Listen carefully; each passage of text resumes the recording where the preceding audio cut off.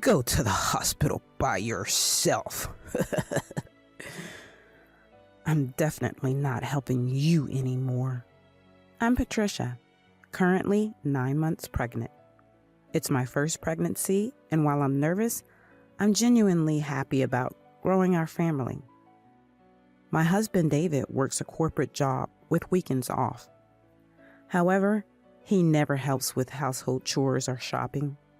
That's because he spends almost every weekend at his in-laws' house. He doesn't have a specific reason for his visits, but loves his parents-in-law, and since his house isn't too far, he goes there weekly. Since becoming pregnant, I've been careful not to lift heavy things. But when I need to buy heavy items, a friend accompanies me shopping. My daily schedule starts with waking up, preparing breakfast, and sending David off to work.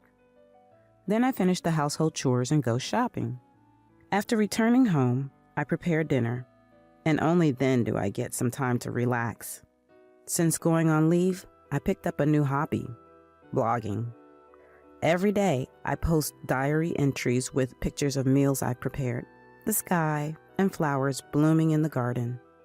I get a fair amount of comments, and this hobby time has become the highlight of my day. I'm home. While preparing dinner, David comes back. He always throws his bag and jacket on the sofa, so I pick them up and hang them.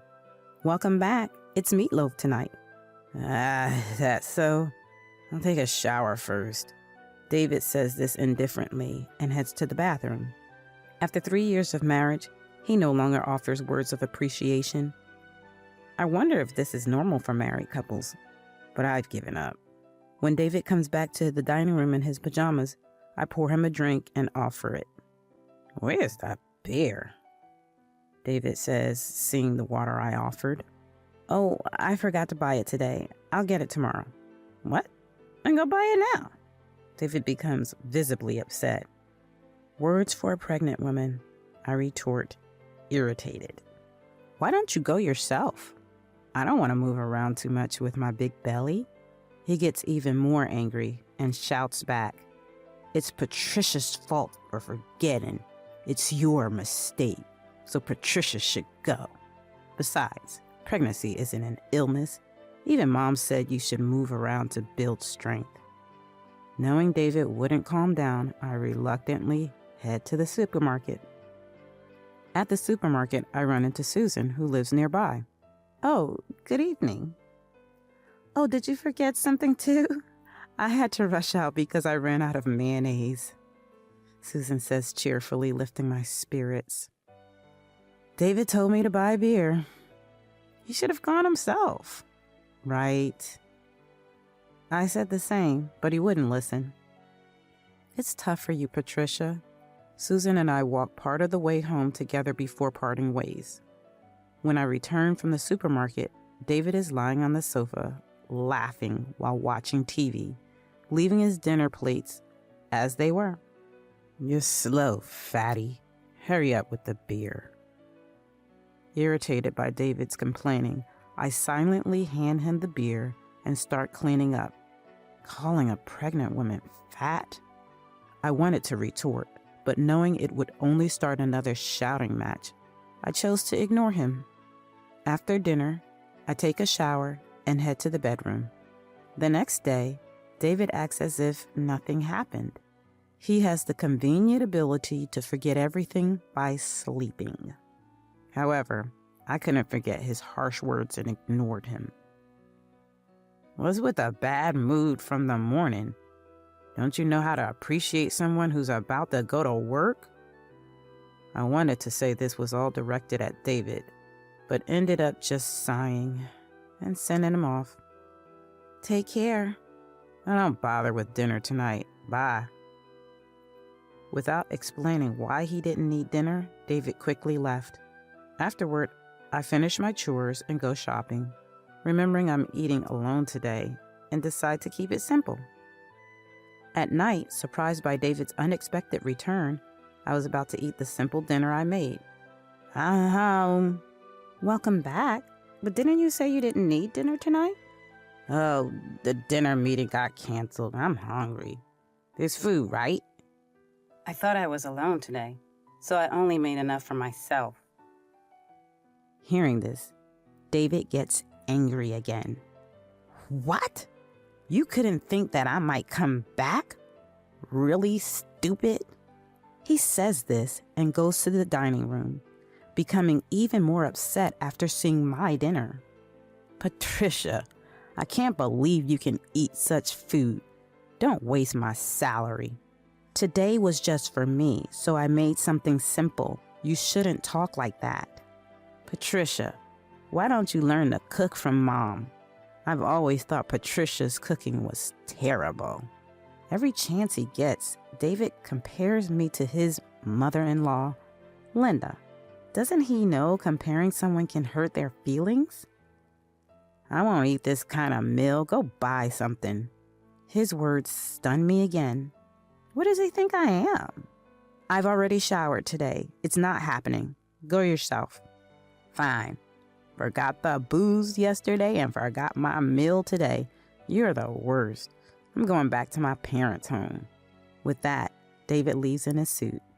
Alone, but strangely relieved. The next day, as expected, a call from Linda. The complaint was, not making meals for David is a failure as a wife.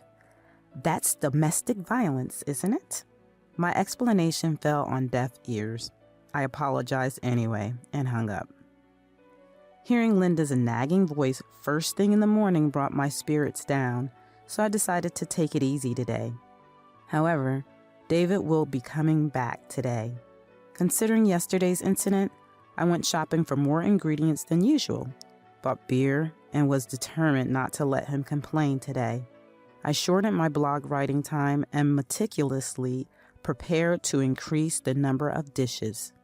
The table was set as if for someone's birthday, and I was satisfied. This should keep him from complaining. I waited for David's return in the dining room, but he never showed. I tried calling his mobile phone, but no answer. An hour, then 2 hours passed, and I grew increasingly worried. Could he be at his in-laws' house? Calling his parents-in-law, they said he wasn't there. After several unanswered calls, it was getting late, and I was considering contacting the police when a drunken David finally came home. I'm back. I rushed to the entrance. There, David was lying down at the entrance. Hey, are you okay? When I spoke to him, shut up. Go away, he said, hitting the wall as he staggered toward the dining room. Trying to support him, he shook off my hand. Don't touch me. A fat and ugly woman like Patricia isn't my wife. And with that, he fell asleep in the hallway. Drunk or not, that was harsh. Why doesn't David consider others' feelings? Does he no longer see me as family? As I pondered, tears started to flow. I tried hard with the cooking, but it was pointless. Feeling miserable, I ate dinner alone. The next day, David woke up as if nothing happened. My head hurts. Drank too much. Patricia, don't just leave me lying in the hallway. You slept there on your own. Don't blame me. Patricia is my wife, aren't you?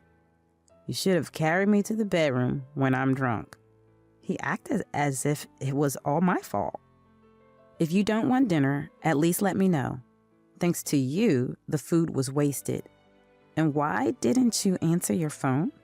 When pressed, David responded without changing his expression. The dinner party from the day before yesterday just got moved to yesterday. I don't need to inform Patricia.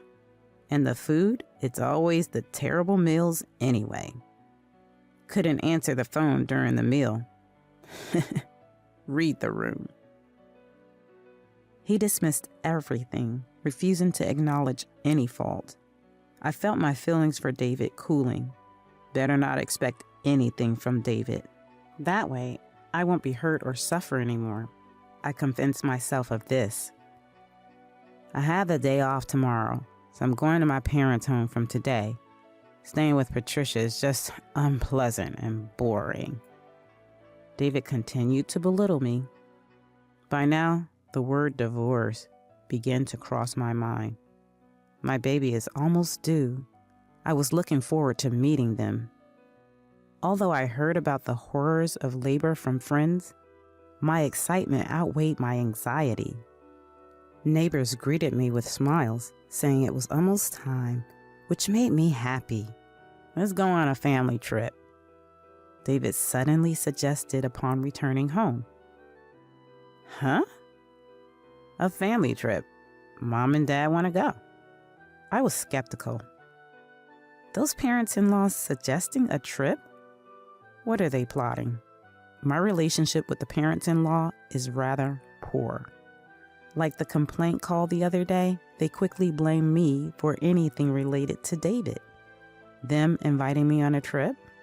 I honestly couldn't make sense of it. I'm close to my due date. A trip is out of the question. That's why I'm saying pregnancy isn't an illness. Mom and Dad are kindly suggesting it. But what if something happens? It'll be fine. The decision's been made. It's a 2-night, 3-day trip starting next week.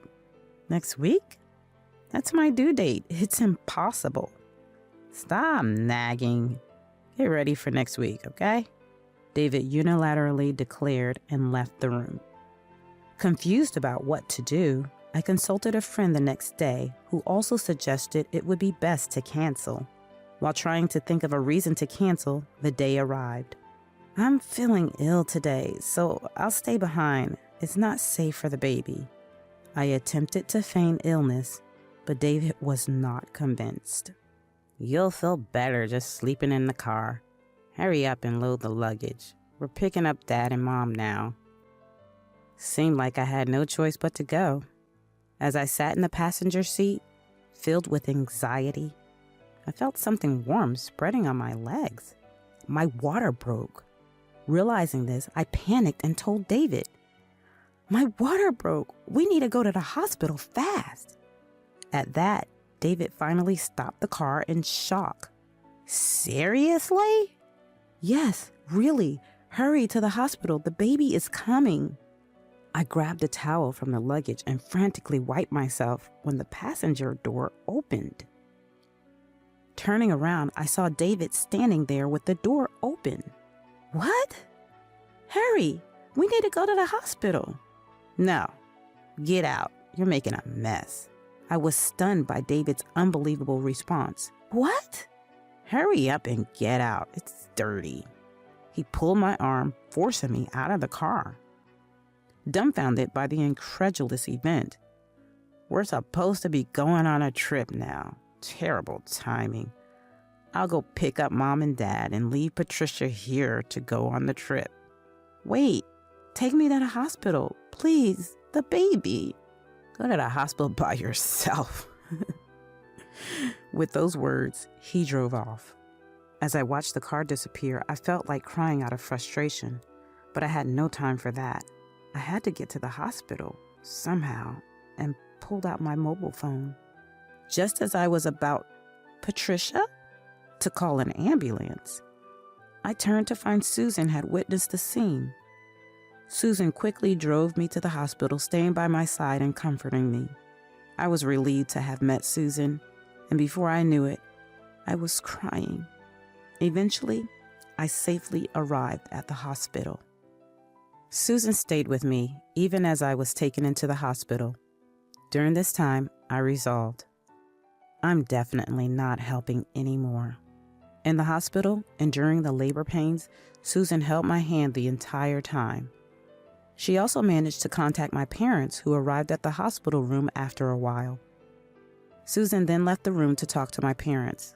As my labor pains intensified, about 3 hours into labor, my mobile phone kept ringing.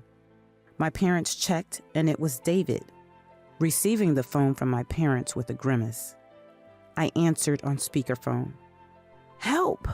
David sounded panicked, but I was in no state to talk, nor did I want to, so I quickly hung up.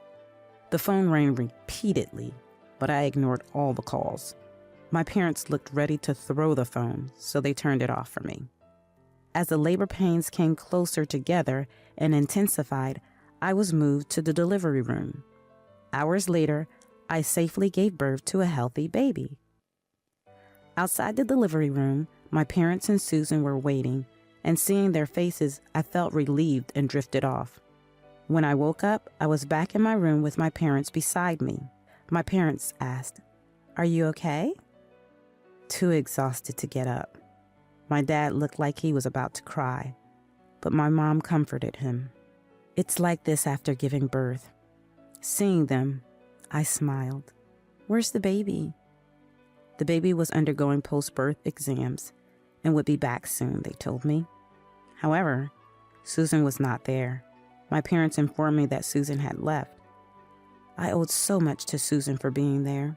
I planned to thank her first thing after being discharged, a plan I shared with my parents. When I turned on my mobile phone to announce the birth to friends, I was shocked by the sheer number of missed calls from David.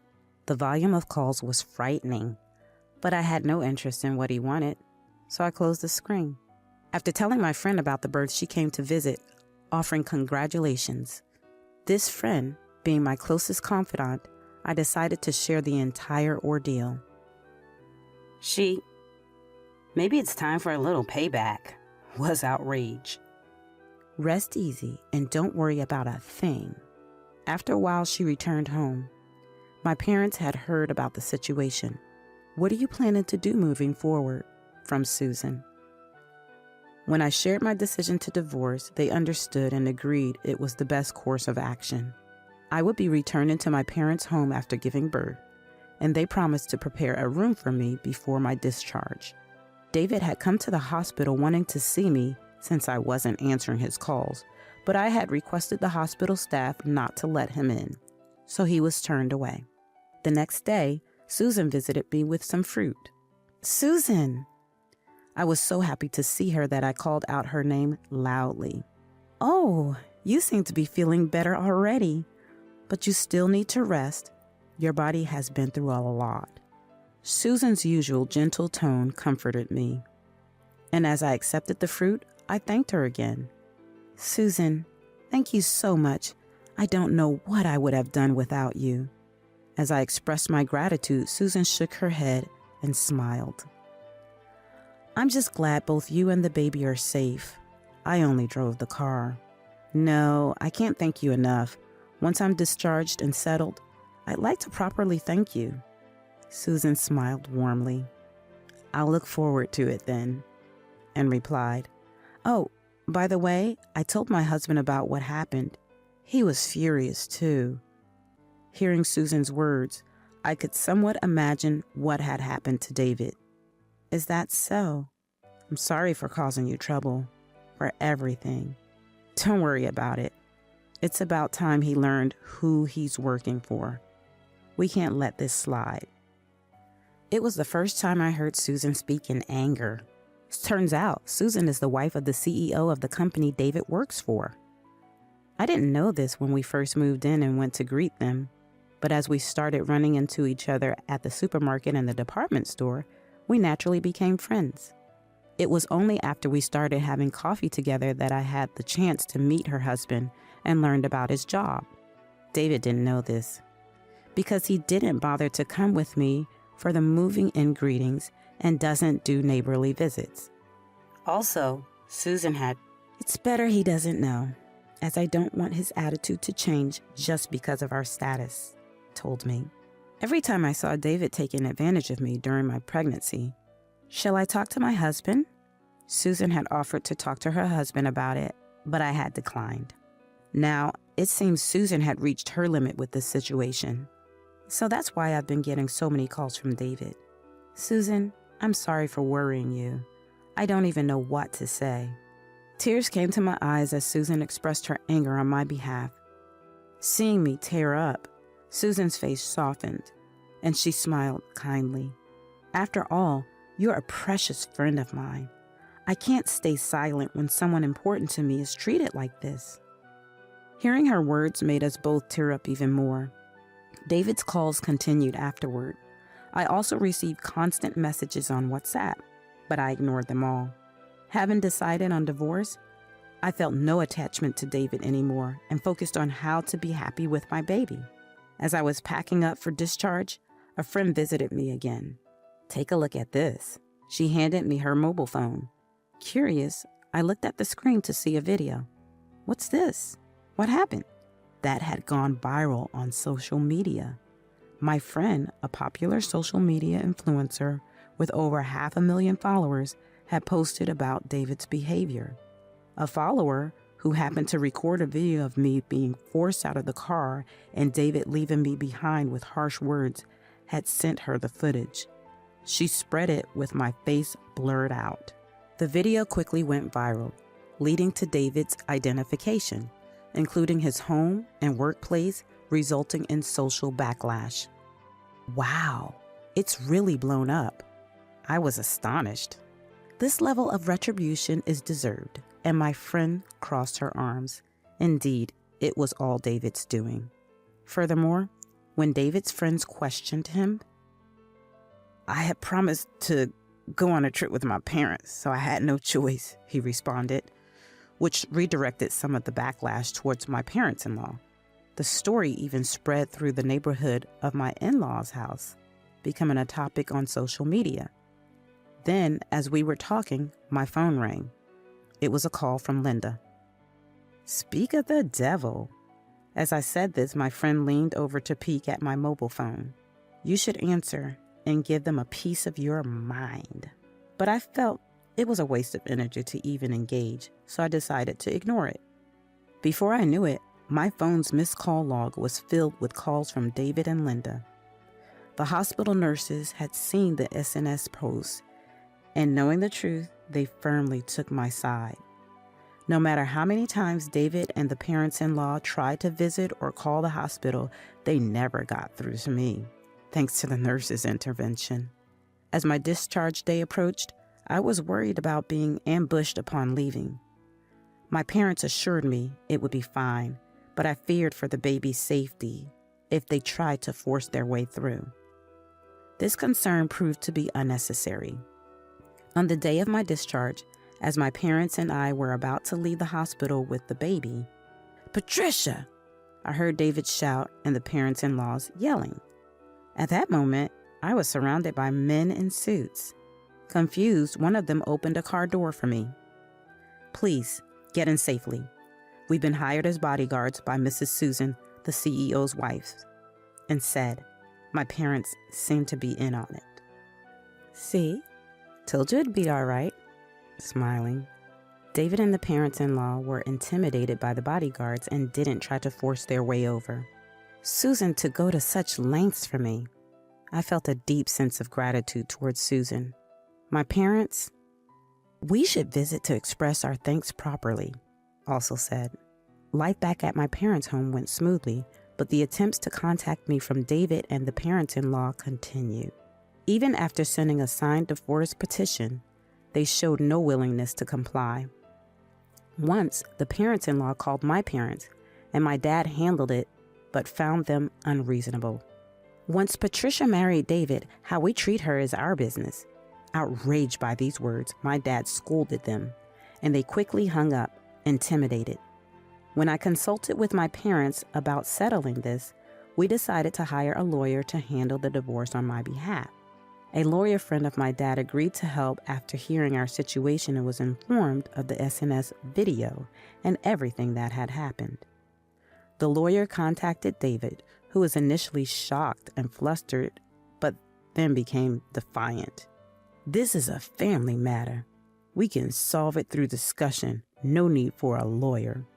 However, when the lawyer stated, "As I've been hired, I am the representative. Any future contact with Patricia should go through me. It's up to her to decide if she needs a lawyer or not." David fell silent.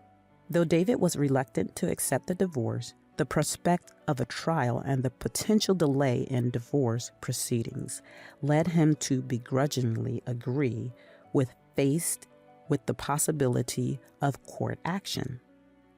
When the topic of compensation and child support came up, I haven't even met the child, and I don't want to, so it's none of my concern. I'm not paying child support. Plus, I've done nothing wrong, so there's no need for me to pay any compensation. His illogical arguments persisted, but the lawyer methodically explained the legal aspects, to which he still didn't agree. Well then, we'll see you in court. At this point, the parents-in-law present during the discussion hurriedly agreed.